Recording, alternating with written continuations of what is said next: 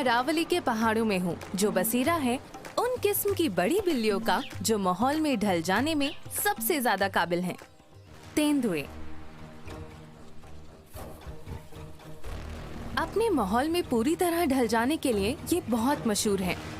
एक ऐसे इलाके में जहाँ शिकार के लिए जंगली जानवर ना के बराबर हैं, तेंदुए ने अपनी समस्या का हल ढूंढ लिया है। तेंदुए घात लगाकर हमला करते हैं। इस वजह से उनकी इंसानों से जबरदस्त और जानलेवा भिड़ंत की गुंजाइश बढ़ती है। तेंदुए शायद दुनिया के सबसे ज्यादा सताए गए जानवर होंगे। अपने लिए जगह और पनाह की तलाश में उनमें बेशुमार खूबियां उभरी हैं। ये बड़े शहरों में भी अपना घर बना पाए हैं। छिपे रहना इनका जिंदा रहने का तरीका है।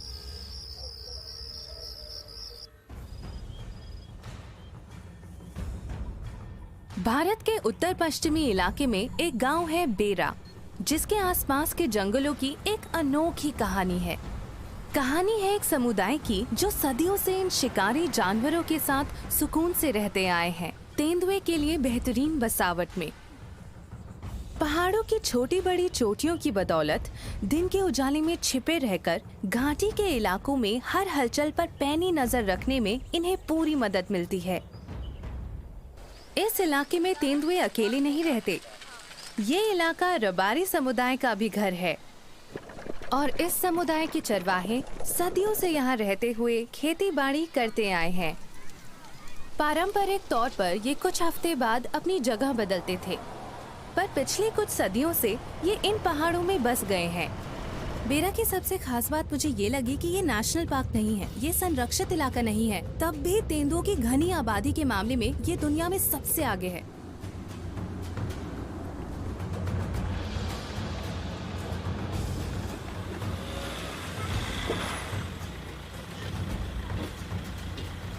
मैं यहाँ कुछ दिन एक रबारी परिवार के साथ गुजारकर उनके जीने के तौर तरीकों को जानने की कोशिश करूंगी।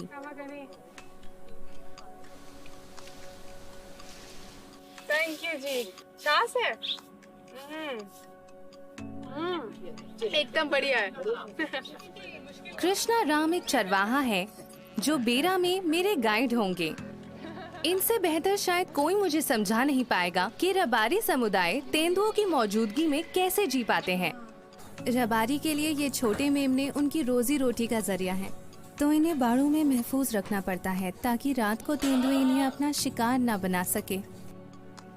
पिछले दिनों एक तेंदुआ इस इलाके में नजर आया है, तो कृष्णा राम और उनके परिवार ने एक बाड़ा बनाना सही समझा।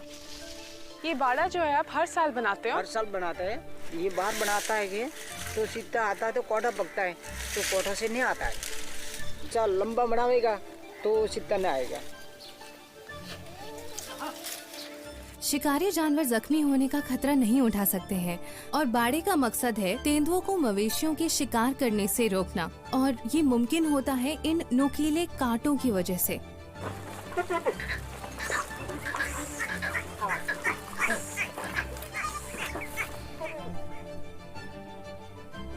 अब वक्त है बकरियों को चराने का, लेकिन नन्हे मेमनों को बाड़े में रखा जाएगा ताकि वो महफूज रह सकें। इनका भी पहाड़ियों में जाने का समय जल्द ही आएगा, पर फिलहाल यहाँ कृष्णा राम और उनकी बकरियां हैं। कृष्णा राम जी, जब चित्रा आपका बकरी लेता है तो आपको क्या गुस्सा लगता है? मैं भी गुस्सा नहीं लगता है, क्योंकि हजारों से मेरे पास में रहता है। हाँ, प्रेम से रहता है। जैसे जंगल में रहता है तो मैं भी आ रहा हूँ। कुछ दिन पहले कृष्णा राम बदकिस्मत रहे। चित्रा ने तो पूरा बकरी को खाया है। पूरा बकरी को खा गया। ये खाली बाल उगा रखा है, दूसरा कुछ नहीं है। जंगल में सारा आता है तो बकरी तो खाता है। सीता को भूख लगती है तो को बकरी खाएगा। सीता को दौड़ता है तो मेरे को डर आती है कि सीता बाकी आता है तो क्या करूँ मूवी। हाँ? चेहरे पर मुस्कान तो है, लेकिन इस तरह के नुकसान का असर उनके पूरे परिवार पर पड़ता है। साल में चित्रा आपके कितने बकरी लेता है लगभग? मर्जी होती है लेता। मैं भी मेरी को एक लेता था, दूसरा की एक लेता। 12 महीनों को पौष लेता है, सियार लेता है। कृष्णा राम का घर जंगली इलाके की सरहद पर है। जंगल और गांव को जोड़ती इसी जगह पर तेंदुए सबसे ज्यादा सक्रिय रहते हैं।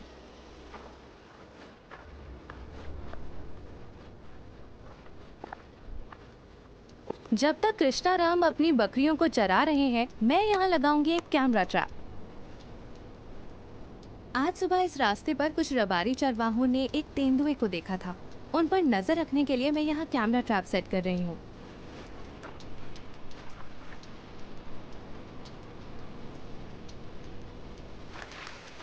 दूर रहता है तो आवाज आता है तो बकरी कहाँ से की है, तो दौड़ के बकरी से आता है। हाँ। तो फिर बकरी आती है, ये जाती है, ये जाती है, फिर आ रहा है ना।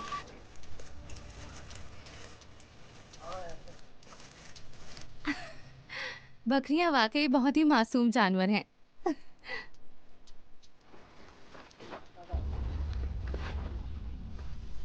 अपनी बकरियों पर नजर रखना कृष्णा राम के लिए बेहद जरूरी है। यहाँ से ये ध्यान रख सकते हैं कि बकरी बाकी के झुंड से अलग ना हो जाए।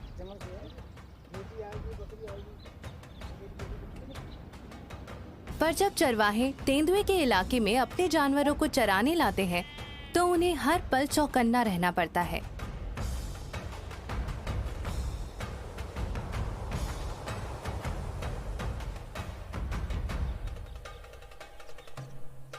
एक तेंदुआ शिकार पर निकला है।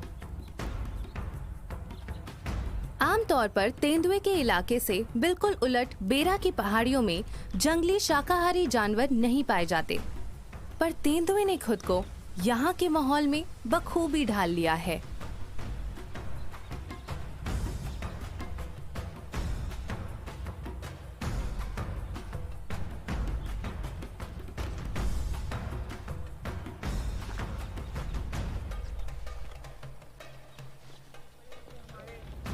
पूरे दिन जानवर चराने के बाद अब वक्त है कि हम गांव लौट जाएं।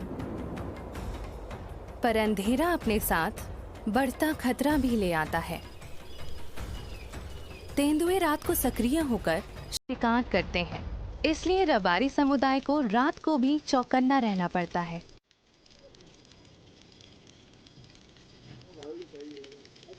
मैं घर के मर्दों के साथ जगी रहकर उन्हें तेंदुए को नजदीक आने से रोकने के लिए आग जलाते देख रही हूँ। जब रात को चित्रा आ जाता है तो आपको कैसे पता चलता है? हमारी बकरियां बरतीती है, कुतरा चिल्लाता है, कुतरा एक रखते हैं हमारे घर पे, वो काऊ काऊ करे घर में आ जाता है हमारे बड़े। जैसे हम जाग जाते हैं, आग लगा कर बैठते हैं, अभी चित्रा को ऐसी लाठी लेके खड़ी रहती है, ऐसे भगाना है तो हम लोग ऐसे बोलते हैं तो वो भग जाता है। अच्छा। इतना बड़ा गांव है, 500 की घर है, रबारियों का 500 घर है। सबका कभी कुत्ता खाता है, कभी गद्दा खाता है, कोई भी खा लेता है। रोज दिन को ये आग लगानी जरूरी है। बैठने की जरूरत क्या है कि सीता आता है, लेकिन ये आग लगाता तो बंद मत आता है।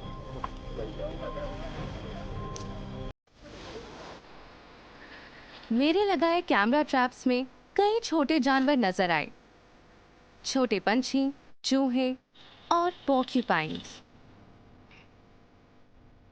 पर एक भी बड़ी बिल्ली नहीं।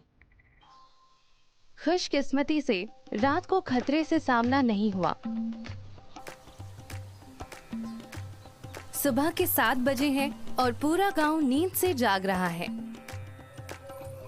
कृष्णा राम और उनका परिवार नए दिन की शुरुआत कर रहे हैं। रबारी परिवार का पूरा दिन अपनी बकरियों के साथ बीतता है और सबसे पहला काम है उनका दूध निकालना, जिसकी एक खास तकनीक है। ये दूध है ना, ये देखो, ये लगाता है। दूध का ये ना नहीं, आप सीधे की रखते हो, ये सीधा नहीं रखने का, ये ऐसे रखने का।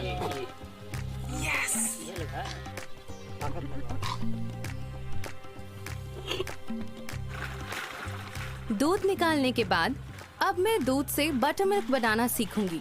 इसे यहाँ छाछ कहते हैं। ये इलाका गर्म और सूखा है, इसलिए गर्मियों को झेलने के लिए छाछ बहुत जरूरी है। खींचना है, ये खींचना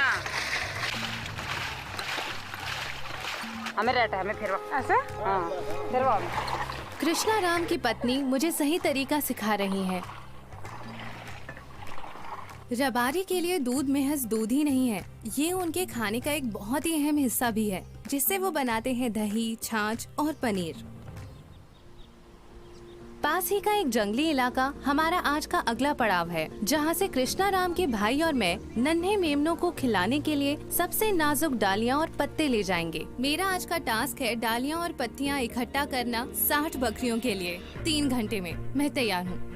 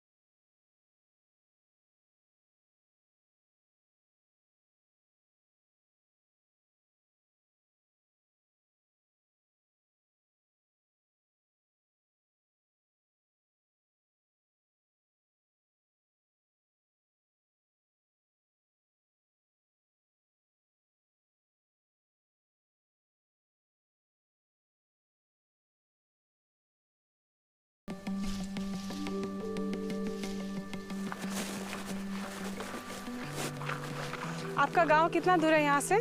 हर रोज एक चरवाहा 5 किलोमीटर पैदल चलकर अपने गांव तक जाता है, सर पर 25 किलो का भार लेकर।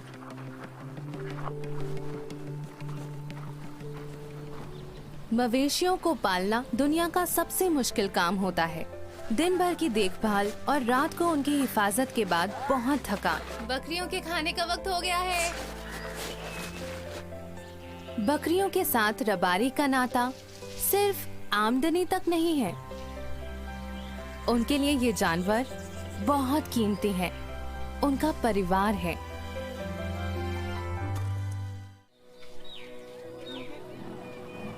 बेरा गांव में वक्त थम सा जाता है। आध्यात्मिकता के पुराने इतिहास ने तेंदुए और इंसानों को जोड़े रखा है। आप मुझे बताएंगे कि रबारी और चित्रा के बीच क्या संबंध है? अम्बे माता हमारी कुल देवी है। अम्बे माता की सवारी है चित्रा, इसके लिए हम नहीं मारते हैं, क्योंकि हमारे चाहे बकरी मारे, भेड़ मारे, गाय मारे, नुकसान कैसा भी करता हम उसको नहीं मारते, भगवान जैसे मानते हैं उसका। पूरे हमारे बेड़ा में किसी रबाड़ियों को या किसी को भी मारा नहीं है। चित्रा भी वन में रहता है, रबारी वन में रहते हैं। रबारी देवासी है, वो नहीं मारते चित्रा, दाखिल कर देते, हटा देते, मारेगा नहीं, और वो ना हमको मारे, ये हमारा संबंध है। इंसान और तेंदुए का यहाँ साथ रहने का सिलसिला सदियों पुराना है। मुझे लगता है इसकी एक वजह है कि रबारी ना सिर्फ बहुत ही सहनशील है, बल्कि बहुत ही आध्यात्मिक भी है। हजारों सालों से ये लोग इस जानवर को पूजते आए हैं और इसका सीधा असर दिखता है तेंदुए के साथ इनके बर्ताव में।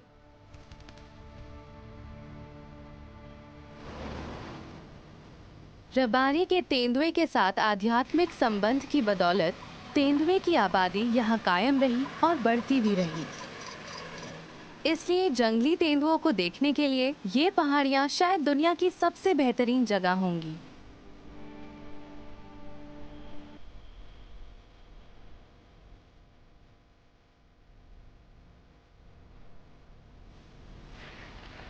पूरी दुनिया में तेंदुए की तरह छिपे रहने का हुनर किसी भी जानवर में नहीं है और इनकी एक झलक पाना बहुत मुश्किल है। लेकिन बेरा के तेंदुए चट्टानों पर बेबाक बैठे रहकर धूप सेकते रहते हैं, वो भी इंसानों की मौजूदगी के बावजूद।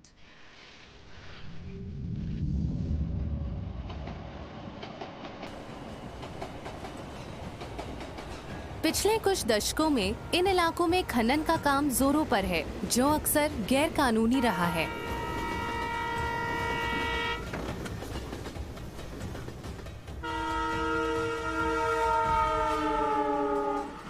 मैं उस इंसान से मिलूंगी जो बरसों से इन इलाकों में खनन के खिलाफ लड़ते आए हैं और जिम्मेदार पर्यटक की पैरवी करते हैं। कुछ साल पहले 9 माइन्स अलॉट की गई थी, 144 और अलॉट की जानी थी। हमें 2.5-3 साल लग गए खनन के खिलाफ लड़ते हुए। नतीजन सरकार ने समय से पहले ही खनन को रोक दिया। उसके बाद हमें तेंदुओं की आबादी बढ़ती नजर आई और मैंने खुद इन इलाकों में जाकर इनकी तस्वीरें ली हैं जहां पर खदानें अलॉट होनी थी। आपने उन्हें वहाँ देखा है? हाँ, मैंने देखा है उन्हें। क्या बात है। हाँ। देश के दूसरे हिस्सों में जहाँ तेंदुए और इंसान पास पास रहते हैं, आपके मुताबिक बेरा उनसे अलग कैसे है? रबारी समुदाय की तेंदुओं को लेकर कमाल की सहनशीलता है। वो भगवान शिव के भक्त हैं और शिव जी तेंदुए की खाल धारण करते थे, तो उनके लिए धार्मिक पहलू भी है। तेंदुओं ने कभी भी इंसानों को अपना शिकार नहीं माना क्योंकि उनके लिए मवेशियों की कमी कभी नहीं रही। फिर रात होती है और पहरा सख्त हो जाता है। हर रबारी परिवार ये मानकर सोता है कि उन्हें भेड़ बकरियों की चीख पुकार से जागना पड़ सकता है। फिर भी वो ये हर रात करते हैं, हमेशा सतर्क और सचेत रहते हैं। मैं तो सोच भी नहीं सकती कि अपने आंगन के आसपास एक बड़े शिकारी का होना कैसा लगता होगा।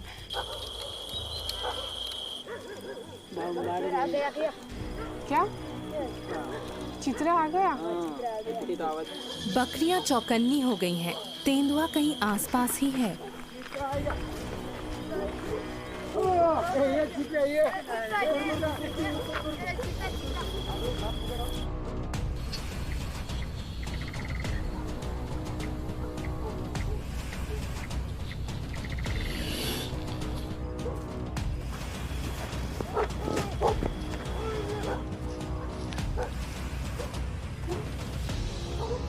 ऐसा लग रहा है कि यहाँ आसपास एक तेंदुआ मौजूद है क्योंकि यहाँ के कुत्ते बहुत भौंक रहे हैं। यहाँ के माहौल में बहुत तनाव है। मैं बस वहाँ जाकर टॉर्च से लाइट फ्लैश करूँगी और कुछ आवाज़ें करूँगी ताकि तेंदुआ दूर चला जाए।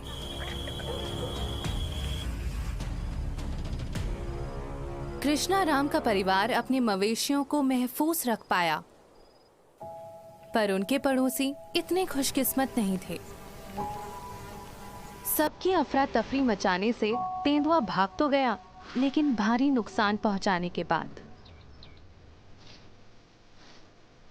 तेंदुआ लगातार घर के इर्द गिर्द घात लगाए हुए है, तो कृष्णा राम ने फैसला किया कि बाड़े को और ऊंचा किया जाए।